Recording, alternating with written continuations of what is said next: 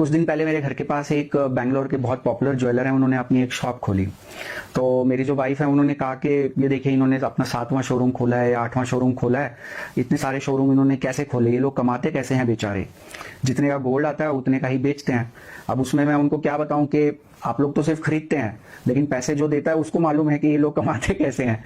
तो इसके ऊपर मैंने काफी स्टडी की, गोल्ड ज्वेलरी में आपके साथ कैसे धोखा होता है उसके ऊपर मैंने काफी जानकारी इकट्ठी करी, काफी शॉप्स पे मैं विजिट किया। तो मुझे इसमें पता लगा कि 7 कॉमन तरीके होते हैं जिससे आपको चीट किया जा सकता है या आपको धोखा दिया जा सकता है। तो वही 7 पॉइंट्स आज हम इस वीडियो में डिस्कस करेंगे। यहाँ पे मैं आपको बताऊंगा कि 7वां जो पॉइंट है ये बहुत इंटरेस्टिंग है और बहुत इंपॉर्टेंट है। आप उसको सुनेंगे तो आपको समझ नहीं आएगा कि आप हंसें या रोएं या दुख मनाएं या क्या करें, क्योंकि वो पॉइंट ऐसा है कि जहां पे आपके साथ चीटिंग हुई है और आपको पता भी नहीं लग रहा। तो 7वां पॉइंट आप इस वीडियो में जरूर देखिएगा। तो चलिए चर्चा करते हैं 7 पॉइंट्स की। तो सबसे पहला पॉइंट ये होता है कि डिजाइन बहुत अच्छा होना चाहिए और डिजाइन लेटेस्ट होना चाहिए। तो जो स्टोर में एम्प्लॉय, ज्वेलर का जो एम्प्लॉय आपको ये ज्वेलरी दिखा रहा होता है वो माइंड रीड करने में बहुत अच्छे होते हैं। वो हमेशा जो है महिलाओं को टारगेट करते हैं पिच करने में, क्योंकि उनको मालूम है कि अगर डिजाइन पसंद आ गया, ज्वेलरी पसंद आ गई, तो जो उनके साथ उनके पति हैं, भाई हैं, पिता हैं, जो भी उनको कंपनी कर रहे हैं, उनके पास खरीदने के अलावा कोई चारा नहीं होगा, क्योंकि वो डिसीजन मेकर नहीं है। डिसीजन मेकर यहाँ पे महिलाएं हैं। तो वो नए नए डिजाइन दिखाएंगे, उसके अंदर जो मेकिंग चार्जेस होते हैं मैंने देखा है, अगर आप लेटेस्ट डिजाइन अगर ज्वेलर को बोलेंगे तो वहां पे आपका मेकिंग चार्जेस जो है सीधा 20% से 30% जंप हो जाएगा। तो अगर उनको मालूम पड़ा कि ये वाला डिजाइन पसंद आ रहा है तो उस केस में वो आपका मेकिंग चार्जेस कुछ भी रख सकते हैं, 30% रख सकते हैं, 35% रख सकते हैं, मैंने 40% भी देखा है मेकिंग चार्जेस। तो वो बोलेंगे कि ये बहुत कॉम्प्लिकेटेड डिजाइन है, हाथ से किया गया है, तो वो काफी कारण आपको बता देंगे कि क्यों वो 40% मेकिंग चार्जेस ले रहे हैं। लेकिन यहाँ पे मेकिंग चार्जेस जानना इतना आसान नहीं है। अगर आप कोई भी ज्वेलरी देखेंगे उसके ऊपर कभी भी प्राइस नहीं लिखा होता कि कितने की है। मान लीजिए मैंने एक नेकलेस देखा, उसके ऊपर ये नहीं लिखा होगा कितने का है, उसके ऊपर एक कोड लिखा होगा। अब वो जो कोड है वो सिर्फ जो एम्प्लॉय आपको दिखा रहा है ज्वेलर का, वो ही समझ सकता है कि ये कितने का है। मुझे तो उससे कुछ समझ नहीं आता। तो मैं जब लास्ट टाइम गया था तो हमने पूछा कि ये कितने का है, उन्होंने कहा 1 लाख रुपए का है। अब मैंने ये पूछा कि आप 1 लाख रुपए का ब्रेकअप बताइए कि 1 लाख में आप किस चीज के कितने ले रहे हैं, कितने तोले सोना है, सोने का क्या वो है रेट है, और उसके अंदर आप मेकिंग चार्ज कितना ले रहे हैं, वेस्टेज कितना ले रहे हैं, तो आप ये मुझे ब्रेकअप दीजिए। तो वो ब्रेकअप देने के लिए तैयार नहीं थे प्राइस का। उन्होंने कहा कि ये 1 लाख का है, आपको लेना है तो लीजिए, नहीं लेना तो कोई प्रॉब्लम नहीं है। तो जो मेकिंग चार्जेस है वो आपको इतनी आसानी से बताए नहीं जाते।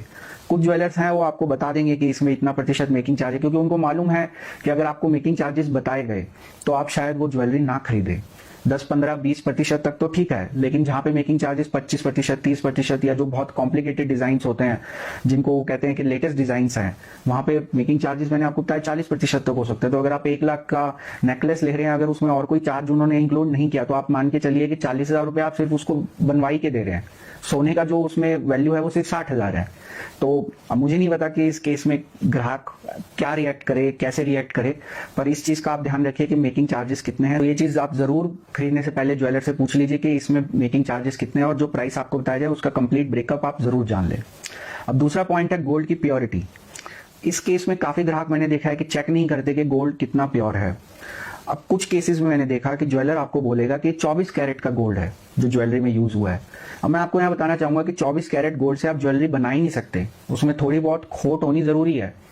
अब खोट जो है उससे वो कैरेट जो है 24 से वो 22 हो जाएंगे। 22 कैरेट का गोल्ड जो है बेस्ट आपको मिल सकता है ज्वेलरी में। अगर कोई आपको ये बोले कि मैं 24 कैरेट के गोल्ड की ज्वेलरी आपको दे रहा हूं, तो आप मान के चलिए कि वो आपको धोखा दे रहा है, आपको चीट कर रहा है, आपको बेवकूफ बना रहा है। ऐसा नहीं हो सकता। 24 कैरेट गोल्ड की ज्वेलरी नहीं बन सकती, उसमें थोड़ी बहुत खोट होनी जरूरी है। कुछ मामलों में ऐसा होता है कि वो आपको 18 कैरेट की जो ज्वेलरी है वो 22 कैरेट बता के बेच देते हैं। तो यहाँ पे आप हॉलमार्क ज्वेलरी खरीदें। हॉलमार्क ज्वेलरी से आप उसकी प्योरिटी पता लगा सकते हैं, लेकिन काफी कस्टमर्स जो हैं उनको इसके बारे में ज्यादा आइडिया नहीं होता। तो इस केस में आपको ये जरूरी है जानना कि गोल्ड की प्योरिटी क्या है और उसका रेट उसी तरीके से फिक्स होगा। तो मेरा ये कहना है कि अगर मान लीजिए गोल्ड का आज 22 कैरेट का रेट 30,000 रुपए तोला है, तो क्या होगा कि 18 कैरेट का रेट हो सकता है 27,000 हो या 28,000 हो या 26,000 हो। तो यहाँ पे अगर मैं खरीदने जा रहा हूं तो मेरे दिमाग में, अगर मैं 3 तोले सोना ले रहा हूं, तो मेरे दिमाग में एक मोटी मोटी फिगर है कि 90,000 रुपए तक का मेरा बिल आएगा। लेकिन यहाँ पे ज्वेलर क्या करता है कि वो आपको 18 कैरेट वाला दे देगा और आपको बोलेगा कि वो मार्क टू मार्क आपको प्राइसिंग कर रहा है, मतलब वो मेकिंग चार्ज नहीं ले रहा, वेस्टेज नहीं ले रहा। तो एक्चुअल में जो आपको 18 कैरेट की गोल्ड मिली उसकी वैल्यू हो सकता है कि कुछ 10-12 हजार रुपए कम हो 90,000 से, और वो आपको एज ए 22 कैरेट के रेट पे मिल जाए। तो यहाँ पे आप ये जांच ले कि गोल्ड की प्योरिटी क्या है और उसका ऊपर हॉलमार्क का साइन है या नहीं, तभी आप उस प्योरिटी के गोल्ड के रेट के हिसाब से ही पैसे दें। अब तीसरे नंबर पे आता है कि जब आप कोई भी ज्वेलरी खरीदते हैं उसमें काफी सारे नग लगे होते हैं, स्टोन्स लगे होते हैं, तो डिजाइन में वो काफी अच्छे लगते हैं, आपको बहुत बढ़िया लगता है कि वाह बहुत सुंदर दिख रहे हैं यहाँ पे। लेकिन आप एक चीज का ध्यान करना भूल जाते हैं कि जब आप वो नेकलेस ले रहे हैं जिसके अंदर ये स्टोन्स लगे हुए हैं, ये नग लगे हुए हैं, आप उन स्टोन्स के ऊपर गोल्ड का रेट दे रहे हैं। अगर मान लीजिए आपने 15-20 ग्राम, 20 ग्राम का मान लीजिए आपने एक नेकलेस लिया या कोई भी ज्वेलरी ली, उसके अंदर 10% स्टोन्स लगे हुए हैं, तो 2 ग्राम का जो रेट है वो पत्थर के रेट के ऊपर आप सोने का भाव दे रहे हैं ज्वेलर को। ये नुकसान आपको खरीदते हुए नहीं है, बेचते हुए भी होगा। बेचते हुए कैसे? बेचते हुए ज्वेलर बहुत आपके साथ समझदारी करते हैं, वो कहेंगे कि ये जो बीच में ये लगे हुए हैं नग या पत्थर, इनको हम माइनस कर देंगे टोटल वेट में से। तो खरीदते हुए तो वो आपको उन्हीं नग और पत्थरों का रेट जो है वो गोल्ड का चार्ज करते हैं, पर बेचते हुए उसको माइनस कर देते हैं। तो यहाँ पे आपको डबल नुकसान है। अगर आपने मान लीजिए 1 लाख की ज्वेलरी ली और उसके अंदर 10% अगर ये नग लगे हुए हैं, तो 10,000 रुपए आपने खरीदते हुए फालतू दिए और बेचते समय आपको 10,000 का डायरेक्ट नुकसान है, तो टोटल आपको 20,000 का नुकसान हो गया इस केस में। तो सीधा सीधा 1 लाख की ज्वेलरी पे आपको 20% यहाँ पे नुकसान है। तो जो ये नग होते हैं या स्टोन लगे होते हैं, आप ऐसी ज्वेलरी ना ही खरीदें तो बेटर है, क्योंकि आप खरीदते समय उसके ऊपर सोने का भाव देंगे और बेचते समय उसका आपको कोई मोल नहीं मिलेगा, तो आपके लिए डबल नुकसान है। अब चौथा पॉइंट आता है वेस्टेज। कई बार वो लोग आपसे वेस्टेज भी चार्ज करते हैं। वेस्टेज कितनी हुई है ये किसी को नहीं मालूम, और नॉर्मली ये प्रतिशत 5% से 7% रहता है कि 5% हमने एक्स्ट्रा ऐड कर दिए प्राइस में, वो हमारी वेस्टेज थी। अब वेस्टेज जो कॉम्प्लिकेटेड डिजाइन होता है मैं मानता हूँ थोड़ी बहुत वेस्टेज होती है, पर कितनी हुई है किसी को नहीं मालूम। तो आप इस चीज का ध्यान रखिए कि आप कितनी वेस्टेज उसके अंदर चार्जेस आप दे रहे हैं। यहाँ पे आपके साथ धोखा होने की प्रोबेबिलिटी है। अगर आप अपनी जजमेंट लगाइए कि इस पर्टिकुलर नेकलेस में या इस पर्टिकुलर ज्वेलरी में कितनी वेस्टेज हो सकती है, आप इसके बारे में और जानकारी लीजिए ज्वेलर से, और आप जब संतुष्ट हो जाएं कि हाँ इतनी प्रतिशत वेस्टेज हो सकती है इसको बनाने में, तभी आप उसको एग्री करें, नहीं तो आप एग्री मत करिए। तो यहाँ पे 5वें नंबर का पॉइंट आता है कि कुछ लोगों की आदत होती है वो गोल्ड कॉइन या गिन्नी खरीदते हैं इन्वेस्टमेंट के पर्पस के लिए ज्वेलर से, ताकि उसको आने वाले टाइम में जब उनको ज्वेलरी की जरूरत पड़े या किसी टाइम पे जब मैरिज होगी तब उस टाइम पे वो उसको ज्वेलरी में कन्वर्ट करा लेंगे। अब यहाँ पे सब कुछ ठीक ठाक है, अगर आप जिस ज्वेलर से खरीद रहे हैं उसी ज्वेलर से आप ज्वेलरी बनवा रहे हैं। उसमें भी एक नुकसान है कि जब उस ज्वेलर को पता है कि ये गिन्नी या गोल्ड कॉइन उससे खरीदा गया और आप उसको ज्वेलरी में बनवा रहे हैं, तो वो जितना मेकिंग चार्ज लेना चाहे वो ले सकता है, जितना वेस्टेज लेना चाहे ले सकता है।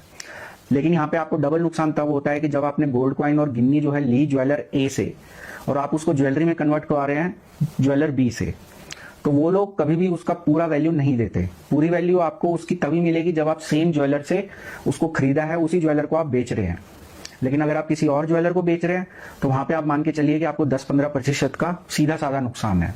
तो सिंपल सा एग्जांपल आपको बताता हूं कि अगर मान लीजिए मैंने 10 ग्राम की गिन्नी ली या 20 ग्राम की गिन्नी ली ज्वेलर ए से, तो आज उसका रेट जो है वो मान लीजिए 30,000 है, तो 20 ग्राम का रेट हुआ 60,000। उसमें कोई मेकिंग चार्ज नहीं, कोई वेस्टेज नहीं, क्योंकि वो एक टुकड़ा है, तो मैं 60,000 में लेके आ जाऊंगा। लेकिन अगर मैं वही गिन्नी ज्वेलर बी को बेचने जाऊंगा तो मुझे शायद उसके 55,000 मिले या 56,000 मिले। अगर मैं उसको ज्वेलरी में कन्वर्ट कराऊंगा जिस ज्वेलर से मैंने खरीदा, तो वहां पे प्रोबेबिलिटी है कि मेरे को मेकिंग चार्ज और वेस्टेज ज्यादा लगाया जाए। लेकिन अगर मान लीजिए मैं वही गिन्नी से किसी दूसरे ज्वेलर के पास जाता हूँ ज्वेलरी बनवाने में, तो मुझे पहला नुकसान ये होगा कि उसकी एक्सचेंज वैल्यू मुझे कम मिलेगी, और दूसरा नुकसान होगा कि उसके ऊपर जो मेकिंग चार्ज या वेस्टेज वो जो दूसरा ज्वेलर मुझे लगाएगा वो भी मेरे लिए एक नुकसान है। तो यहाँ पे मेरे लिए डबल नुकसान है। तो आप जो गोल्ड कॉइन वगैरह अगर आप खरीदते हैं, अगर आपको उनको ज्वेलरी में कन्वर्ट कराना है कभी आगे चल के, तो आप मत खरीदिए। आप इसकी बजाय गोल्ड ETF में पैसा डालिए या गोल्ड बॉन्ड्स में पैसा डालिए।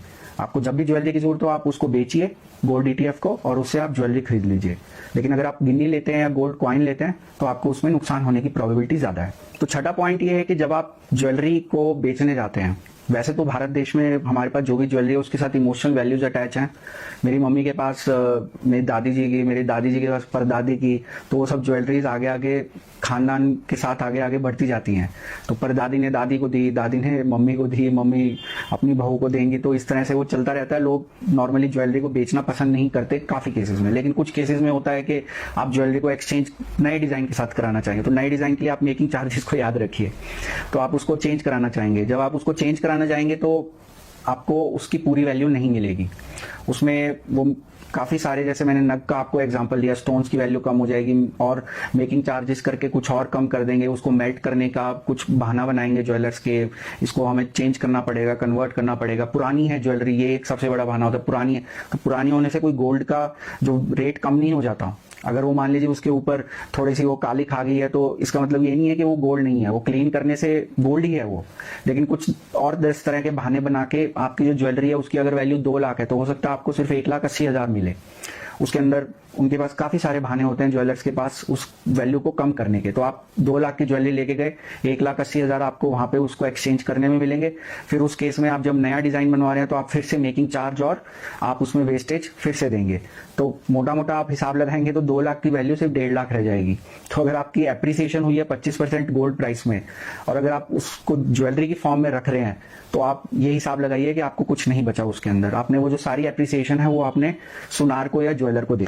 तो आइए अब चलते हैं पॉइंट नंबर 7 पे, जो मैंने आपको शुरू में बताया। बहुत जरूरी पॉइंट है, बहुत इंपॉर्टेंट पॉइंट है, और शायद आप इसके ऊपर आपको हंसी भी आए। अब यहाँ पे मैं आपको बताना चाहूंगा, जब हम छोटे थे तो हमारे वहाँ पे एक सुनार आता था, जो चलता फिरता सुनार होता था। तो वो आता था और सब लेडीज को बोलता था कि अगर आपको अपना सोना धुलवाना है तो आप मेरे पास लाइए, मैं फ्री में करके दूंगा। ठीक है, तो उस टाइम लेडीज को नहीं समझ रहा, उनको लगता वाह वाह क्या फ्री की सर्विस है, सोशल सेवा हो रही है। तो वहां पे लेडीज, मुझे आज भी याद है, लेडीज सब मोहल्ले की लेडीज जो हैं वो आती थी अपनी अपनी ज्वेलरी लेके। तो वो एक सोल्यूशन होता था उसके पास, जो मुझे बाद में पता लगा कि एक एसिडिक सोल्यूशन होता है, वो उसके अंदर वो डालता था और एकदम ज्वेलरी जो है चमचमाती हुई निकलती थी। और सब लेडीज बहुत खुश कि भाई हमारी फ्री में जो सोना है वो धुल गया। तो शाम को जब मेरे पापा आते थे तो मेरी मम्मी बताती थी, देखिए आज सुनार आया था एक और उसने फ्री में ये धुलवा के दी। अब उस टाइम पे हम लोगों को इतनी समझ नहीं होती थी कि इसमें क्या होता है। बाद में जब एक ज्वेलरी को हम किसी कारण से एक्सचेंज करवाने गए तो पता लगा कि उसका जो वेट है वो कुछ ग्राम कम हो गया है बार बार धुलवाने से। तो इसमें क्या होता है कि अगर आप किसी सुनार के पास जाएंगे, ज्वेलर के पास जाएंगे, तो वो आपको क्लीनिंग जो है वो फ्री में करके दे। तो ये जो गोल्ड ज्वेलरी है मैं आपको फ्री में धुलवा के दूंगा। आपको लगेगा कि वाह भाई वाह, बहुत अच्छा ज्वेलर है, बहुत अच्छा सुनार है, हमारी मतलब कितना ध्यान रखता है, हम उसके कस्टमर है, हमारा कितना ध्यान रखता है। पर यहाँ पे मैं आपको बताना चाहूंगा कि जो सोल्यूशन होता है वो एसिडिक सोल्यूशन होता है, और जो गोल्ड के जो कुछ पार्टिकल्स हैं वो उसके अंदर ही रह जाते हैं। अगर मान लीजिए मैं सुनार हूं और मैंने ऐसे 100 पीस हफ्ते में, महीने में धोए, तो मैं आराम से उसके अंदर 80-90 हजार या 1 लाख रुपए तक का सोना वहां पे बना लूंगा फ्री में। मुझे सिर्फ फ्री में धो के देना है। तो इसलिए जो है आप कभी भी अपनी ज्वेलरी को इस तरीके से ना धुलवाएं किसी ज्वेलर के पास या सुनार के पास। उसको साफ करने के घर में भी कई तरीके होते हैं, आप इंटरनेट पे सर्च करिए, आप घर में उसको साफ करिए। कई और तरीकों से आप उसको बिल्कुल नया जैसा बना सकते हैं। लेकिन जो अगर आप किसी एसिडिक सोल्यूशन में उसको धुलवाएंगे तो आप 1-2 बार धुलवाने के बाद उसका वेट फाइंड आउट करिएगा, आपको मालूम पड़ेगा कि आपको कितना लॉस हुआ है। वो एक धुलवाई आपको कई हजार रुपए की पड़ेगी, जो आपको लग रहा है कि बिल्कुल हमारा फ्री में हुआ है। तो ये पॉइंट मैं लास्ट में शेयर करना चाहता था, क्योंकि मैंने आपको बताया कि आपको हो सकता है इस पे हंसी आए, रोना आए, दुख हो कि हमने ऐसा क्यों किया। तो अगर आपने कोई ऐसी ज्वेलरी धुलवाई है सुनार से, तो आप अभी उसको वेट करके देख लीजिए, तो आपको मालूम पड़ेगा कि मैं जो बोल रहा हूँ सच बोल रहा हूँ।